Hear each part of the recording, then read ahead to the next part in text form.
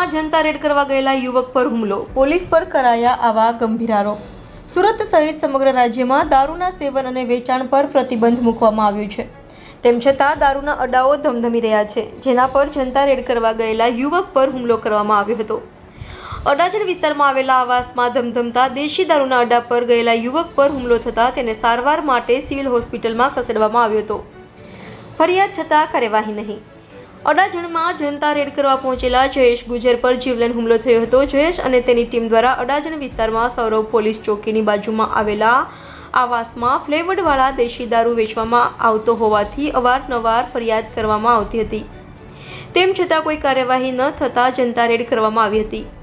બુટલેગરો દ્વારા હુમલો। ઇજાગ્રસ્ત જયેશ ગુજરે કહ્યું કે 1.5 વર્ષથી આ અડ્ડો ધમધમતો હતો। અમે અગાઉ પણ આ અંગેની ફરિયાદ કરી હતી, પરંતુ કોઈ કાર્યવાહી કરવામાં આવી ન હતી। અમે જ્યારે જનતા રેડ કરવા ગયા ત્યારે બુટલેગર દ્વારા હુમલો કરવામાં આવ્યો હતો। બાદમાં મને પોલીસ સ્ટેશન પણ 2 કલાકથી વધુ સમય સુધી બેસાડી રાખવામાં આવ્યો હતો। જો કે પોલીસ પણ બુટલેગર સાથે મળી ગઈ હોય તેમ કોઈ જ કાર્યવાહી થતી નથી, જેથી અમારી એક જ માંગ છે કે યોગ્ય કાર્યવાહી કરવામાં આવે। India 24 news channel, Surat.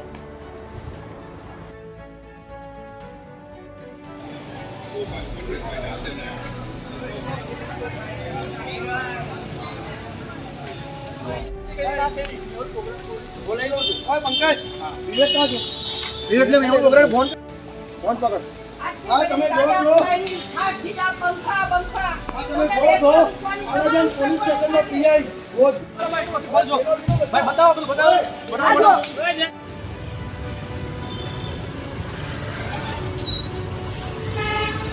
અમે લોકો ફોન કરતા હતા 100 નંબર પર।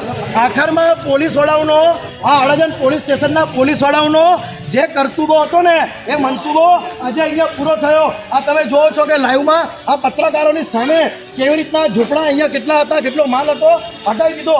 અમારા પર દારૂવાળાએ હુમલો કર્યો ત્યાર સુધી બાજુમાં 100 મીટર પોલીસ ચોકી છે। કેટલી 100 મીટર 100 મીટર અહીંયા સૌરવ પોલીસ ચોકી છે, ત્યાર સુધી હુમલો થયો। ત્યાર સુધી કોઈ ડિસ્ટાફના પોલીસવાળા અહીંયા આવીને ઊભા નહીં રહેલા। આ ઝૂંપડા આખા લાઈવમાં દેખાડેલા છે। અમે અડધો કલાક આખો ઝૂંપડા અહીંયાથી હટાવ્યા, ત્યાર સુધી ડિસ્ટાફવાળા નહીં આવ્યા। હુમલો કરાવવાની કરતૂબ આ અડાજણ પોલીસ સ્ટેશનના ગોજિયાના રાજમાં ડિસ્ટાફવાળાઓની છે। હવે અહીંયા દેખાડો કરવા આવ્યા છે। ના હોય ફેસબુક લાવ ફટાફટ કેમ જી આપણું નામ શું બનાવ બને? મારું નામ જયેશ ગુર્જર છે। અડાજણ પોલીસ સ્ટેશન હદ વિસ્તારના અંદર ટીજીબી આવાસ આવ્યું છે। ટીજીબીની ગલીમાં સૌરવ પોલીસ ચોકીની બાજુમાં ત્યાં ખુલ્લેઆમ આવાસના અંદર દેશી દારૂનો અડ્ડો ચાલે છે, જ્યાં ફ્લેવરવાળા દેશી દારૂ વેચાય છે, જેની રજૂઆત છેલ્લા 1.5 વર્ષથી સીપીથી લઈને પીઆઈ સુધી દરેક મેં કરી દીધી હતી।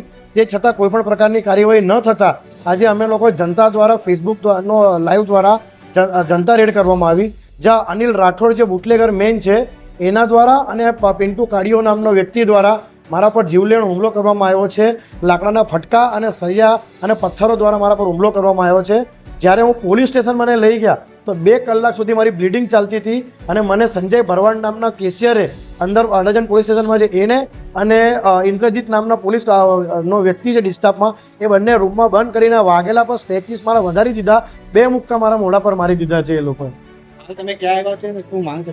હાલ હું અત્યારે સિવિલ હોસ્પિટલમાં છું। મારી એક જ માંગ છે કે આ ગોજિયા સાહેબના રાજમાં એક વખતે મેં જનતા રેડ ઇંગ્લિશ દારૂના અડ્ડા પર કરેલી, ત્યાં વિજિલન્સની રેડ પર કરેલી છે, થયેલી છે અત્યારે અઠવાડિયા પહેલાં જ।